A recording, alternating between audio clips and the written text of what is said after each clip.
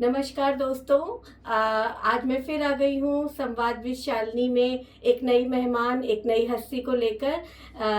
हमारे साथ है सलोनी केसरवानी जी, जो बीइंग वुमेन ह्यूमैनिटी फाउंडेशन की संस्थापक हैं और फाउंडर हैं, और साथ ही शहर कांग्रेस कमेटी की सचिव भी हैं।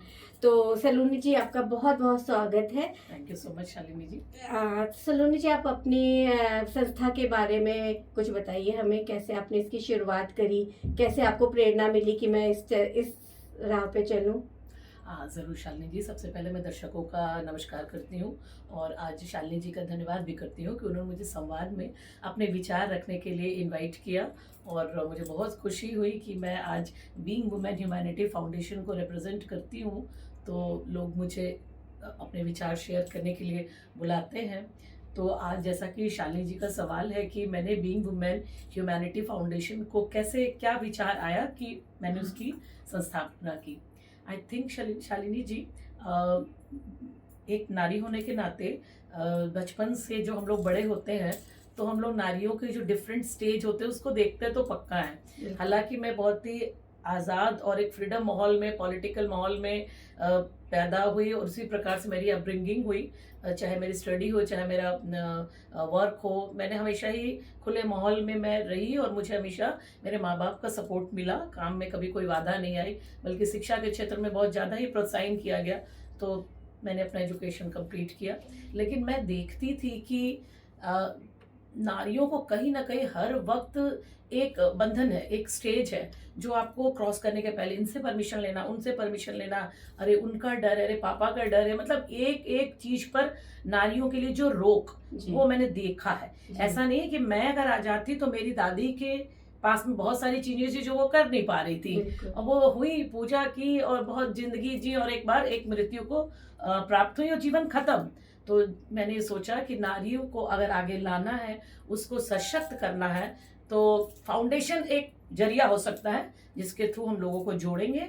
और यही विचार था कि मैंने लगभग 6 साल 7 साल हो गए मुझे इस फाउंडेशन को जमाए हुए, उसकी रचना करते हुए और उस दिशा में काम करते हुए। तो आपका कहना है कि आपने इस संस्था की स्थापना इसलिए करी कि लोग आपसे जुड़े और उनकी समस्याओं को आप जाने, या हम आप मिलकर एक काम कर सके। तो ये बताइए कि आपकी जो संस्था है वो महिलाओं के सशक्तिकरण पे क्या काम करती है, किस तरह से आप उनको सशक्त करते हैं? जी बिल्कुल। एक्चुअली महिलाओं को जो, जिसे मैं अपनी संस्था की बात करूं, इसमें करीबन 150-200 महिलाएं हो गई हैं। और जो महिलाएं संस्था में as a non payable member, मैं बोलूँगी, हमारी संस्था निःशुल्क है, तो उसमें जो महिलाएं हैं उसके अलावा भी मैंने कई महिलाओं को अपनी संस्था में वो जुड़ गई अपरोक्ष रूप से। और हमारा जो काम है, विशेष तौर पे मैं हमेशा ध्यान रखती हूँ कि जिस जगह पर भी नारी की के अर्निंग की, उनकी सुरक्षा की, उनको काम मुहैया कराने की, जो भी मैं इंतजामात कर पाऊँ, वो हम लोग विशेष तौर पर ध्यान रखते हैं। क्योंकि जब इस संस्था से मैंने उसको ग्रो करना शुरू किया, तो मुझे अपने आप ही बहुत सारी चीज़ें सामने आने लग गई कि यहाँ पर अच्छा, एक यहाँ पे कारखाना चला जहाँ महिलाएं काम कर रही, तो यहाँ हम इनको हेल्प करते हैं। फिर पता चला, अरे ये बच्चियां हैं और इनके पास स्टेशनरी नहीं है, स्कूल में कुछ नहीं है, चलो यहाँ व्यवस्था करते हैं। करते करते हम लोग बहुत ऐसे पड़ाव पर पहुंचने लगे जहां पर मुझे नारी, उनसे रिलेटेड समस्याएं, उनकी जरूरतों का एहसास हो गया। फिर मैंने सोचा कि एक लीगल कमेटी बनाते हैं, और जिसके तरफ जो नारी घर पे जो होम हिंसा का शिकार हो जाती है, टॉर्चर, घरेलू हिंसा, डोमेस्टिक वायलेंस, तो उनके लिए मैंने एक बनाया है सेल, जाकि हमारे लीगल एडवाइजर है, she her self is a lady, वो उनको राह दिखाएं, उनको सही जगह पर पहुंचाएं। ये तो हुआ उनकी सुरक्षा का। लेकिन अगर कमाने की बात ये जो, तो जितनी भी लेडीज एंटरप्रेन्योर है जो काम करती हैं, मैं डेफिनेटली उनको प्रमोट करती हूँ। उसके अलावा जो बच्चे अंडर प्रिविलेज हैं, या जो लड़कियां जिनकी शादी ब्याह में आर्थिक तौर पे एक रुकावट आती है, हर तरह से हर वो पक्ष जिसमें कहीं कोई कमी रहता है, बीइंग वुमेन फाउंडेशन बढ़ के उनकी हेल्प करता है और उनके साथ सदैव खड़ा है। ये तो आपने बिल्कुल सही कहा। मैं तो खुद देखती हूँ जहाँ पे भी कुछ मुसीबत आई लखनऊ में, आपकी संस्था सबसे पहले आती है। अभी भी देखा मैंने विकास नगर में आपने बहुत अच्छा काम किया, आपकी साथियों ने भी, सबने जी। मिलकर बहुत अच्छा काम किया। बिल्कुल। तो एक बात और विचार मन में आता है कि इतना सब करने के लिए आपको किन किन समस्या या चुनौती जो भी कहें आप, उस क्या आपको सामने आई या आती हैं? हाँ, कोई भी लाइफ इज अ चैलेंज या अनटिल अनलेस कि आप उसको जूझ के एक्सेप्ट कीजिए। of मैंने course, हमेशा ही माना हर एक पल चुनौती है आपका। जी, घर से आप अभी आए होंगे या मैं आ रही हूँ, ये भी एक चुनौती है। of course, और मैं हमेशा एक चीज माइंड में रखती हूँ कि शालिनी श्रीवास्तव होना कोई आसान काम नहीं है, सलोनी केसरवानी होना कोई आसान काम नहीं है, ऐसे हर एक महिला होना एक आसान काम नहीं है। बिल्कुल, और चुनौती तो आपके लाइफ में है बहुत सारे, पर मैंने ये देखा कि मैं थोड़ा इसमें लकी थी। मेरे को ये भगवान ने बहुत अच्छे समूह से जोड़ा हुआ है। कोई भी ऐसा व्यक्ति नहीं है जो, मतलब होने को तो बहुत लोग आप पर कुछ भी बोल सकते हैं, of course, बट लोगों का एक विश्वास जो मेरे प्रति था कि ये जो भी करेंगी ये एकदम जेन्युइन वर्क होगा। और वो जेन्युइन वर्क करने के पीछे मैं मतलब एकदम मुस्तैदी से तैनात रहती हूँ कि माई वर्क शुड स्पीक। अगर मान लीजिए मैंने कोई 100 रुपए भी किसी से मुझे एक डोनेशन मनी मिला है तो it should go directly to the hand of needy.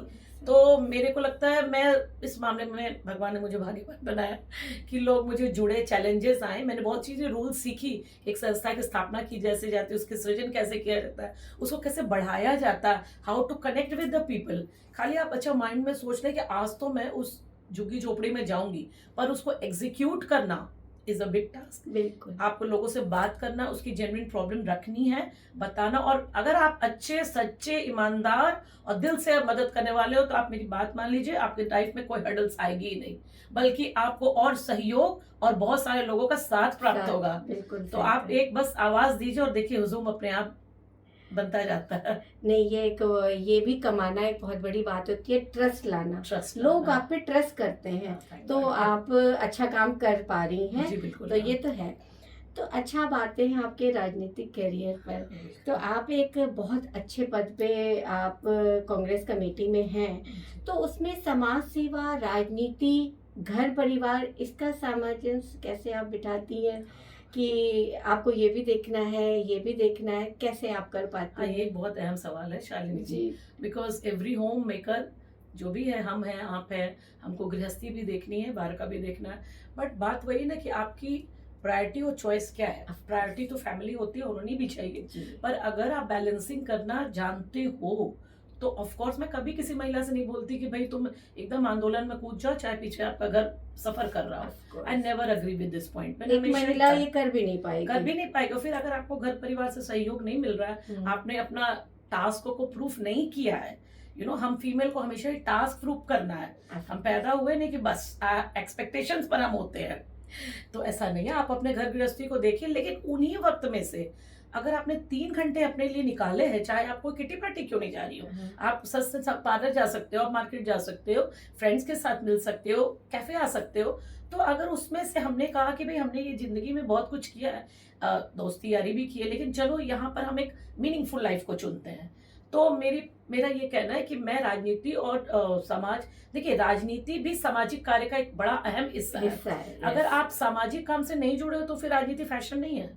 Politics is not a fashion until unless आपने अपने आप को समाज में नहीं खड़ा किया। और जो भी भगवान का दिया पद है, मैं इलेक्शन भी लड़ी पार्षदी अपने गोमती नगर एरिया से, वो सब मुझे, जो भी मेरे पार्टी ने मुझे चुना, टिकट दिया, पद देते हैं, विश्वास करते हैं, इज्जत स्नेह सम्मान देते हैं, वो सब आपके काम पे निर्भर करता है, न पैसा न परिवार। सबसे जरूरी आपकी अपनी क्या इंपॉर्टेंस, आप क्या काम किए हो फील्ड में।